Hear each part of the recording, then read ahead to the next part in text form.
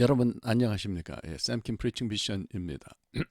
지난주까지는 뭐 야곱 얘기를 많이 했고요. 야곱과 관계된 그 사람들 얘기를 많이 했고 오늘은 이제 야곱의 자녀들에 대해서 이야기를 시작할까 뭐 그렇게 생각합니다. 특히 이제 뭐 야곱의 시대는 가고요. 열두 아들 시대가 됐는데 그 중에서 요셉 얘기를 중심으로 해서 이 얘기를 좀 풀어볼까 합니다. 본문은 창세기 37장 23절에서 36절까지고요. 뭐 제목은 요셉 이야기 1 그렇게 합시다. 뭐 그렇게 하면 제가 볼 땐 되지 않겠나 싶습니다. 자, 본문부터 읽겠습니다. 창세기 37장 23절에서 36절입니다. 요셉이 형들에게 이름해 그의 형들이 요셉의 옷 곧 그가 입은 채색 옷을 벗기고 그를 잡아 구덩이에 던지니 그 구덩이는 빈 것이라. 그 속에 물이 없었더라. 그들이 앉아 음식을 먹다가 눈을 들어본즉 한 무리의 이스마엘 사람들이 길르앗에서 오는데 그 낙타들의 향품과 유향과 몰약을 싣고 애굽으로 내려가는지라. 유다가 자기 형제에게 이르되 우리가 우리 동생을 죽이고 그의 피를 덮어둔들 무엇이 유익할까? 자, 그를 이스마엘 사람들에게 팔고 그에게 우리 손을 대지 말자. 그는 우리의 동생이요 우리의 혈육이니라 하매 그의 형제들이 청종하였더라. 그때 미디안 사람 상인들이 지나가고 있는지라 형들이 요셉을 구덩이에서 끌어올리고 은 20에 그를 이스마엘 사람들에게 팔매 그 상인들이 요셉을 데리고 애굽으로 갔더라. 루벤이 돌아와 구덩이에 이르러 본즉 거기 요셉이 없는지라 옷을 찢고 아우들에게로 되돌아와서 이르되 아이가 없도다. 나는 어디로 갈까? 그들이 요셉의 옷을 가져다가 순념소를 죽여 그 옷을 피에 적시고 그의 채색 옷을 보내어 그의 아버지에게로 가지고 가서 이르기를 우리가 이것을 발견하였으니 아버지 아들의 옷인가 보소서 하매 아버지가 그것을 알아보고 이르되 내 아들의 옷이라 악한 짐승이 그를 잡아먹었도다. 요셉이 분명히 찢겼도다 하고 자기 옷을 찢고 굵은 배로 허리를 묶고 오래도록 그의 아들을 위하여 애통하니 그의 모든 자녀가 위로하되 그가 그 위로를 받지 아니하여 이르되 내가 슬퍼하며 스올로 내려가 아들에게로 가리라 하고 그의 아버지가 그를 위하여 울었더라. 그 미디안 사람들은 그를 애굽의 바로의 신하 친위 대장 보디발에게 팔았더라. 야곱이 이제 그 베델을 떠나서 헤브론에 이르렀죠. 기럇 아르바의 마므레라고 그렇게 불리는 곳인데요. 창세기 35장 27절 보면 알 수 있습니다. 거기서 아버지 이삭과 해후를 했습니다. 얼마나 오랜만에 일이었는지 우리는 뭐 알 수는 없는데 그가 헤브론으로 갔다고 해서 뭐 그곳을 이주를 했다 이렇게 보기는 어렵고요. 야곱은 뭐 어쩌면은 성경이 말하지는 않지만 라헬을 에브라스에 묻은 후에 거기서 뭐 쭉 살았을 가능성이 좀 있는 거죠. 이제는 이삭이 늙어서 살 날이 얼마 되지 않은 상태가 되었기 때문에 마지막으로 야곱이 아버지를 보기 위해서 만나기 위해서 헤브론으로 온 곳으로 보는 게 그게 뭐 제가 볼 땐 적절할 것 같습니다. 에서 역시 같은 이유로 세일에서 온 곳으로 봐야죠. 창세기 33장 16절을 보면 이제 에서가 그렇게 했다는 얘기가 있어요. 형제가 도착한 후에 얼마나 뭐 아버지 이삭과 함께 시간을 보냈는지는 모릅니다. 이삭은 몇 살에 세상을 떠났을까요? 180세에 세상을 떠났고 에서와 야곱이 함께 나란히 아버지를 장례 지냈습니다. 흥미로운 것은 이제 뭐 우리가 좀 알아둬야 될 것은 이삭의 삶의 여정이죠. 40이 돼서 리브가랑 결혼을 했고요. 에서와 야곱을 낳은 것은 20년이 지나서 60세 때 일이었습니다. 그리고 에서가 결혼할 무렵에는 나이가 100세였습니다. 에서가 40에 결혼했으니까 뭐 야곱도 그렇지만은 60 더하기 40은 100이다. 에서와 야곱은 뭐 같은 때 결혼했다고 보여지네요. 창세기 26장 34절 볼 수 있으면 보시면 알 수가 있죠. 창세기 27장을 보면 이삭의 아들들을 이제 축복한 얘기가 나오는데요. 나이가 많고 눈이 어두웠다 그러잖아요. 노쇠했다는 것이고 살 날이 얼마 남지 않았던 것을 암시하고요. 리브가가 야곱에게 음식 만들어서 이렇게 주면서 네 아버지가 죽기 전에 라는 표현을 그렇게 했잖아요. 그러니까 이제 아마 가족들은 그때 이제 이삭이 몸이 약해서 그 세상을 떠날 것으로 그렇게 생각했던 것 같습니다. 그런데 창세기 35장 28절을 보면 그 후에 이삭이 80년이나 더 살았어요. 그러니까 오래 살았죠.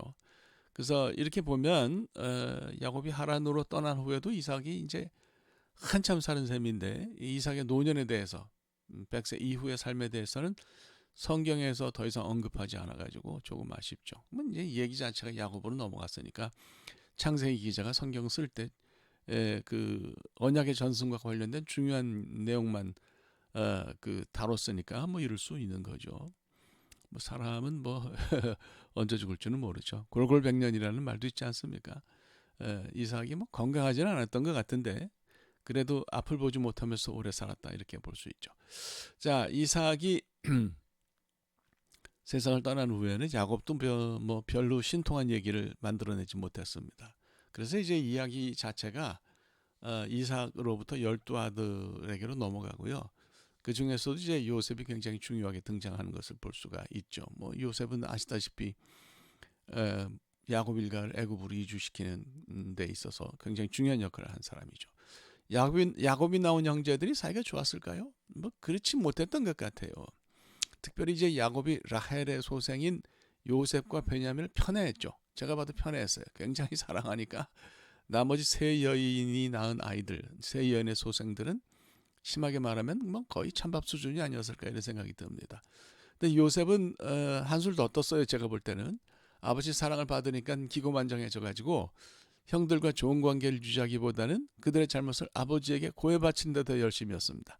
37장 2절 보면 그가 그들의 잘못을 아버지에게 말하더라 이렇게 돼 있어요. 그러니까 뭐 요셉이 올곧은 성품을 타고나기는 한 것 같아요. 그런데 사람과의 관계 대부분의 사람들이 완벽하지 못하잖아요. 그런 사람들과 관계를 맺는 것은 서툴렀던 것 같아요. 흔히 말하는 그 모범생의 좀 얄미운 모습을 가지고 있었던 것으로 봅니다. 이런 참에 이제 그 요셉이 그 곡식단하고 별들이 절하는 꿈을 꾸었잖아요. 그러니까 이것이 이제 그 형제들과의 안 좋은 관계에 더 기름을 부었다. 그러니까 더 관계를 악화시켰다 이렇게 볼 수가 있는 거죠. 그 형들이 이제 가진 그 안 좋은 감정이 어땠을까요? 제가 볼 땐 시한폭탄 같은 것이었어요. 그래서 요셉이 그 아버지 심부름으로 형들이 양떼를 치던 곳으로 가니까 결국 그 폭탄이 꽝 하고 이제 터졌습니다. 아들들에게 양떼를 맡겨서 세겜으로 이제 야곱이 보냈는데 마음이 놓이질 않았는지 하루는 요셉더러 이제 형들에게 가보라 그랬어요. 요셉이 세겜을 거쳐서 도단에 가니까 형들을 만났죠. 뭐 요셉은 반가운지 모르겠는데 형들은 그러지 못한 것 같아요. 이게 이 녀석이 우리 동태를 다 살펴가지고 아버지한테 일러 바치려고 왔나 보다 이렇게 생각하는 게 당연하지 않았을까요? 그래서 이제 형들이 복수의 기회를 삼았죠.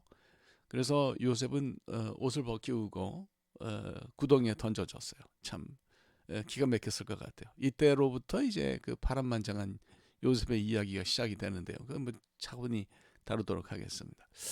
요셉의 처리를 두고 갑론을박했겠죠. 형들이 이거 어떻게 해야 되느냐. 그런데 루벤과 유다의 이야기대로 죽이지는 않고요. 그 대신에 이제 그 이스마엘 상인들에게 동생을 팔아 넘겼습니다.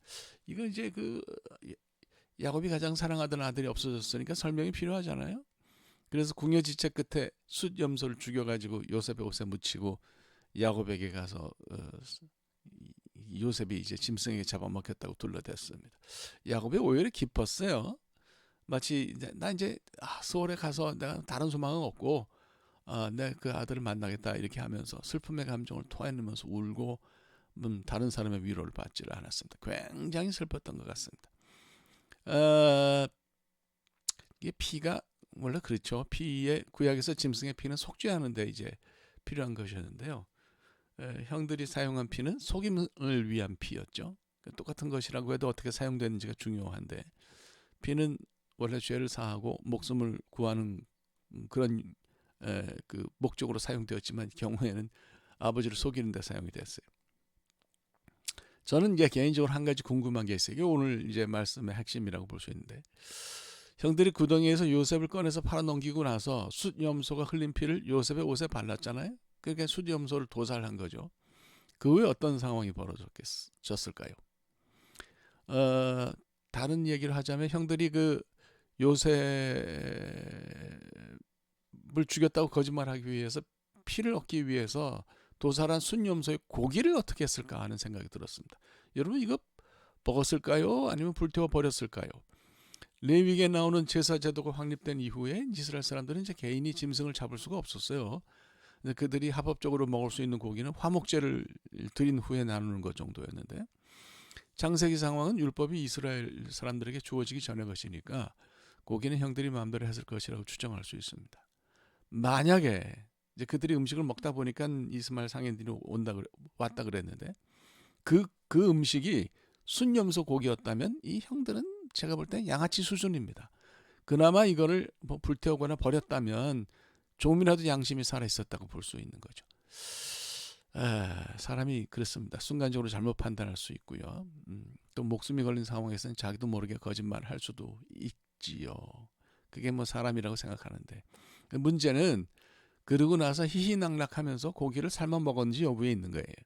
저는 이런 상황에서 생각하는 거죠. 아, 우리가 고기를 먹는 사람이냐 아니면 버리는 사람이냐.